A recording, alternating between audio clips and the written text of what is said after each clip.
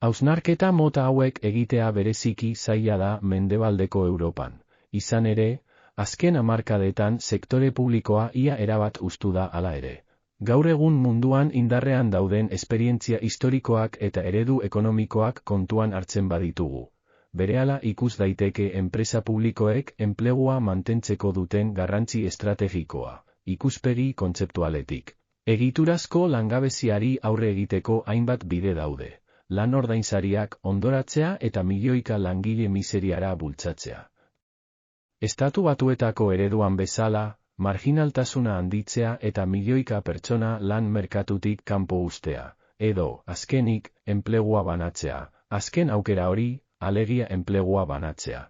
Espainiako aldi baterako enplegu erregulazioko espedienteen, ABE, Alemaniako Kurzarbeit sistemaren eta, oro har, enpresa sektore publiko garrantzitsua duten herrialdeen oinarri kontzeptual komuna da horregatik.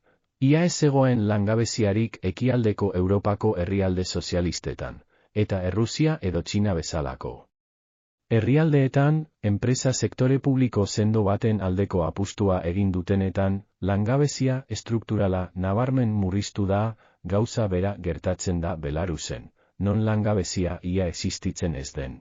Herrialde horrek nagusiki izaera publikoko enpresa egitura izan duelako, salbuespen gisa aipatu ohi da Jugoslaviaren kasua, non langabezia tasa altuak egon ziren. Egoera hori, neurri handi batean, enpresen kudeaketa autonomia zabalari zor zitzaion, itxura guztien arabera, langileek kudeatutako enpresek lan kooperatiben antzeko funtzionamendua zuten, politika horien logika operatiboa nahiko argia da. Gobernuek enpresa publikoak enplegua mantentzera behartu ditzakete, edo lan denbora behar den neurrian murriztera, enplegu osoa edo sozialki onargarritzat jotzen den langabezia maila bermatzeko. Literatura liberalak maiz karikaturizatu izan ditu herrialde. Sozialistak lanpostu jakin batzuetan lan-karga txikiko langileak zeudela azpimarratuz, eta horrela enplegu betea iruzur gisa aurkezteko. Argudio mota horrek, ordea, gehiago esaten du erabiltzen duenaren posizionamendu kontzeptualari buruz, aztertzen duen errealitateari buruz baino.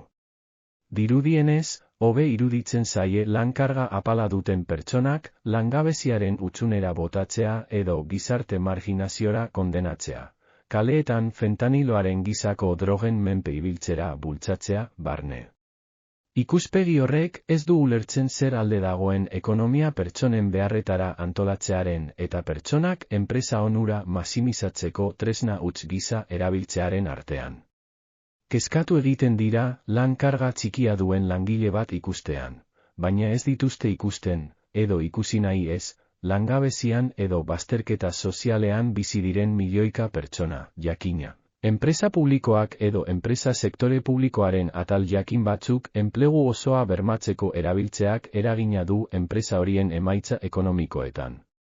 Hala ere, horrek ez du esan nahi enpresa horiek eraginkortasun txikiagoa dutenik. Alderantziz, eraginkortasun sozial handiagoa dute, eta hori da, azken finean, enpresa modalitateak baloratzerakoan funtsezko irizpidea izan beharko lukeena. Eraginkortasun sozial hori ezin da soilik kontabilitate onuren arabera neurtu, baizik eta kontuan hartu behar da enpresa mota desberdinen eraginkortasuna alderatzerakoan.